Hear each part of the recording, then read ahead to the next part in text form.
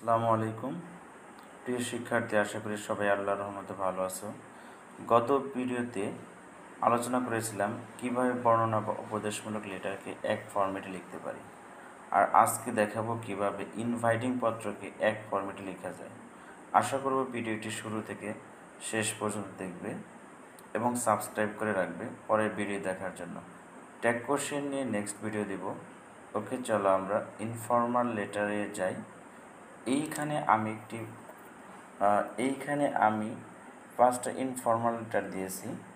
এক নম্বরে a letter to your friend inviting him to attend your birthday party. দুই নম্বরে a letter to your friend inviting him to go for a picnic with you. তিন নম্বর a letter to your friend inviting him to visit Bangladesh. চার নম্বরে a letter to your friend inviting him to attend your sister's wedding ceremony অথবা marriage ceremony. A letter to your friend inviting him to spend the summer vacation with you. এই পাঁচটা informal letter তুমি একটা format দিয়ে লিখতে পারবে। ফরম্যাটটা গত ভিডিওতে যেরকমটা দিয়েছিলাম ঠিক এরকমই। প্রথমে তারিখ, তারপরে জায়গার নাম, ডিয়ার যার কাছে পাঠাবো। প্রশ্নে কারো নাম দেওয়া থাকলে সেই নাম ব্যবহার করবো। প্রশ্নে যদি কারো নাম না দেওয়া থাকে তাহলে ইচ্ছা মতো একটা নাম দেওয়া যাবে। তারপরে হাওয়ারি, তুমি কেমন আছো। হোপ ইউ আর ওয়েল, আশা করি তুমি ভালো আছো। বাই দ্য গ্রেস অফ আল্লাহ, আল্লাহর রহমতে। ইউ উইল বি গ্লাড, তুমি আনন্দিত হবে। টু নো, জেনে। দ্যাট, বিষয়। এখানে পরীক্ষার মধ্যে যে বিষয়টা দেওয়া থাকবে সেই বিষয় দিতে হবে। যেমন এখানে বার্থডে পার্টি আছে, ইওর বার্থডে পার্টি অর্থাৎ মাই বার্থডে পার্টি। এখানে যদি এইটা প্রথমটা চলে আসে মাই বার্থডে পার্টি, তাহলে এখানে এই কথাটা দিতে হবে। দ্যাটের পরে my birthday party will be held on, তারিখ কত তারিখে অনুষ্ঠিত হবে সেই তারিখ দিতে হবে। তারপরে আই ইনভাইট ইউ, আমি তোমাকে আমন্ত্রণ জানাচ্ছি। টু জয়েন উইথ আস, আমাদের সাথে যোগদান করার জন্য। I will wait for you, আমি তোমার জন্য অপেক্ষা করব।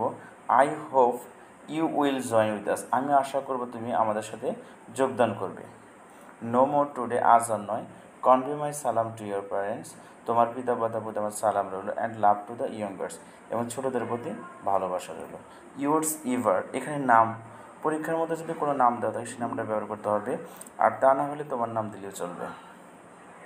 আর সর্বশেষ স্ট্যাম্প দিতে হবে। স্ট্যাম্পটা গত ভিডিওতে যেভাবে দেখিয়েছিলাম সেভাবে দিতে হবে। আর আরেকটা বিষয় হলো এইখানে 3 নম্বরে a letter to a friend inviting to visit Bangladesh.